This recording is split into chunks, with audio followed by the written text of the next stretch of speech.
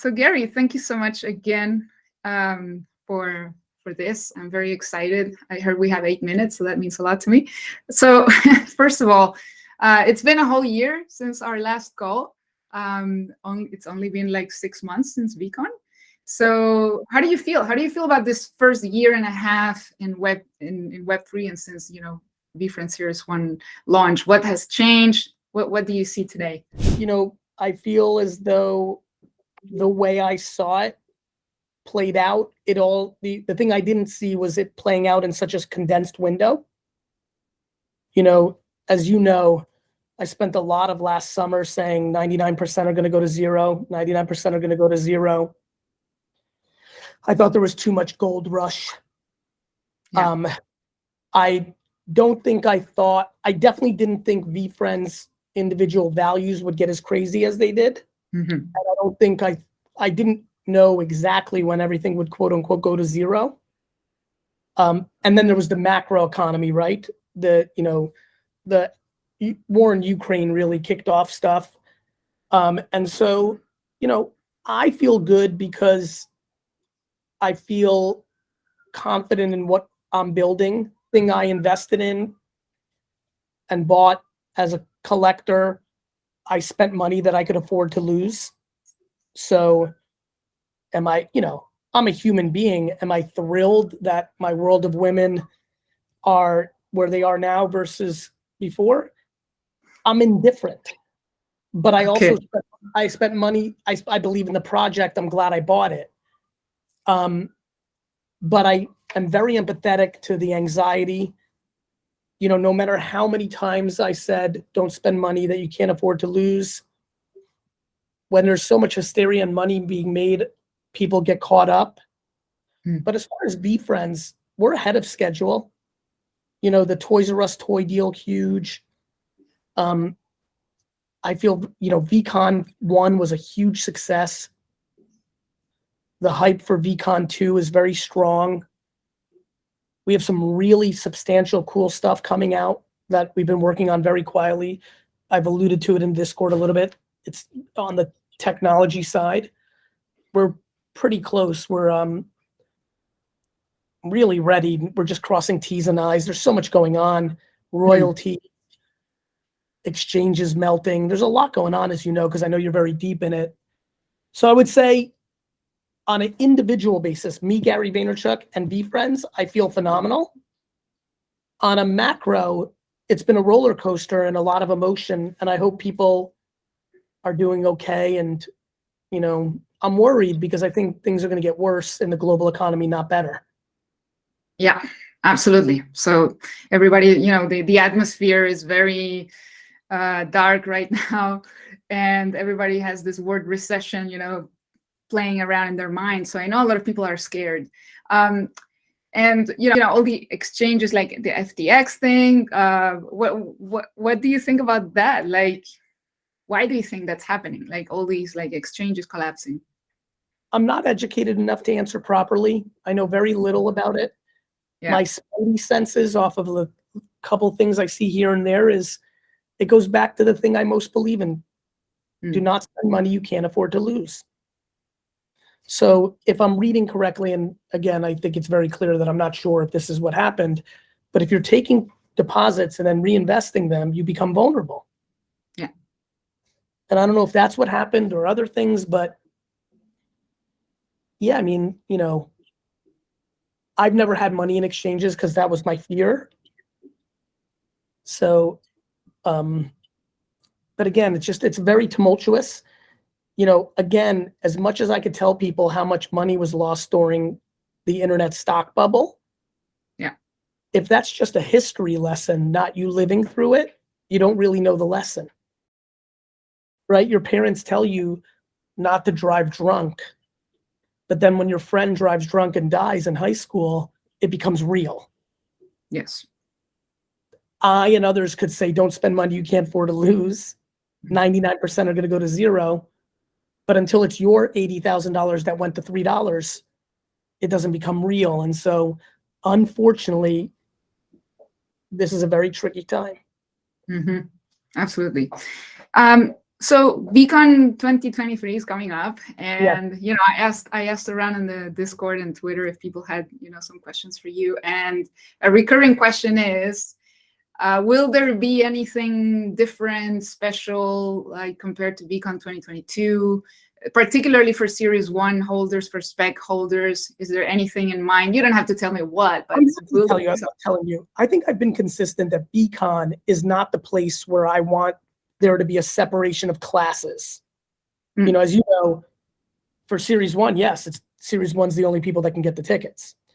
But gift goat this or hawk that or spec this, I promised myself when I did Veecon that there would be more of an overall community feel, not a, I think the biggest issue with human beings is when they go into separate tribes.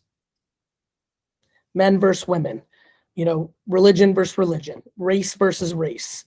And I believe that if I did something for specs that wasn't there for cores, that all I would do is create class warfare amongst the community. And so, as you've seen and as others seen, we've started doing more random surprise and delights and different kind of little things. I think that's where I'll do things for some of the other holders. But, I don't want Veecon to be a thing that's based on class. Absolutely. I get it. And especially because that's not how it was positioned. Everything I'm doing now is above and beyond. Yes. In our last interview, I remember I asked you, not about Veecon specifically, but if spectacular holders, there would be like a difference. And you said you were waiting for regulation to be able to do those things. So I guess regulation is still not there. That's right. Until there's real significant clarity from the SEC, a lot of my biggest dreams are on the shelf. But once there's clarity, I'll be able to move, But I have like a lot of ideas, like, that nice painting you have behind you. Like, I have a lot of, I think I'm really excited about, I come from trading cards and collectibles. Like, I have a lot of thoughts. But, this, like, what is it, May? So June, July, August, September, October, like, right? Like, it's crazy. It's only been 18 months. And by any normal business standards, we've accomplished so much in 18 months with VFriends. Yes. But, I think almost all questions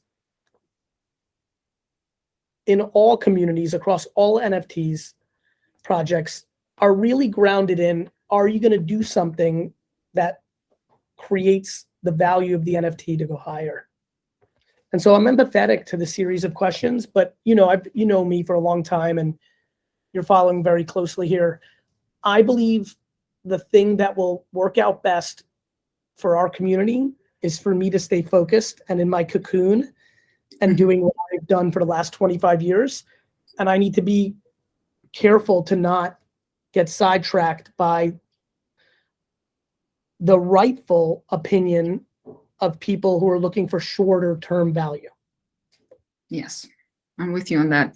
And you just mentioned that only Series 1 holders can get tickets. Is that going to be like that, or will people be able to burn tokens again? Or yeah, I mean, to your point, those were my tickets. Because I have so many.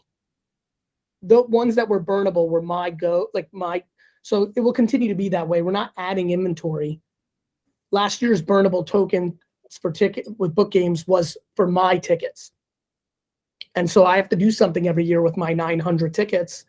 So I do think about those things, but it could be for sponsors. It could be for, who knows? I have to think about what I want to do, but there's never going to be more than 10, 255. It's just that I personally, as you know, with the goes, end up getting a lot of these tickets. So last year, as you probably, you're very active on Twitter, so this probably hit your radar. I was like spending late nights looking and trying to find people who couldn't afford to go, or, were sick, or like I try to do some. So I'll probably end up doing even more of that, because that was the emails I've gotten, how that event changed their life. And it was like, because I gave it to them as a surprise on Twitter. So I'll probably do predominantly that with my tickets. But yeah, I do like burning and stuff of that nature. So I'm always thinking about that stuff. Yeah, no, that's awesome. And I know people, even I gave away 1 or 2 of my tickets. So I think that's the right way to go. The last thing, so a lot of the people who follow me are mostly marketers, coaches, they're in the Web 2 space. Yes. What's your advice for people in Web 2 to, leverage Web 3 to, build their business or grow their business? Education, education, education. One of the reasons BeFriends continues to do better than a lot of projects during this, let's say, price correction is there's actual value in it. There's tokens that doing what we're doing right now. There's Veecon. There's, hey, we're going to do this at Art Basel.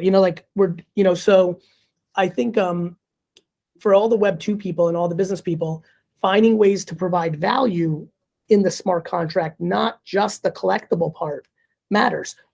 Or if you're artistic, the collectible part's cool. Like, I have very strong hopes and dreams for Iconics as a collectible. I really do. Really? Yeah. I designed them in a certain way. Gilong, the artist I chose was for a specific reason. If I'm able to achieve what I want to achieve, remember who got the Iconics. It was only somebody who already had a spectacular.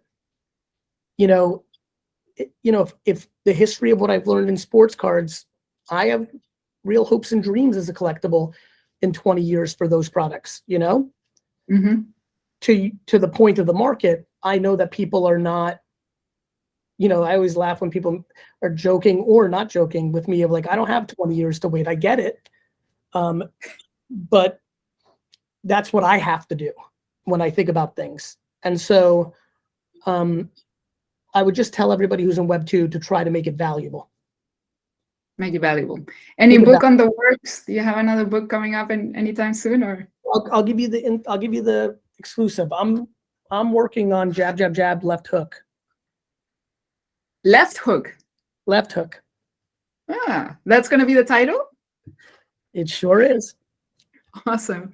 Okay, I guess we'll find out what it's going to be about soon. Later. Keep going. Good to see you. Thank you. Love you. Love you back.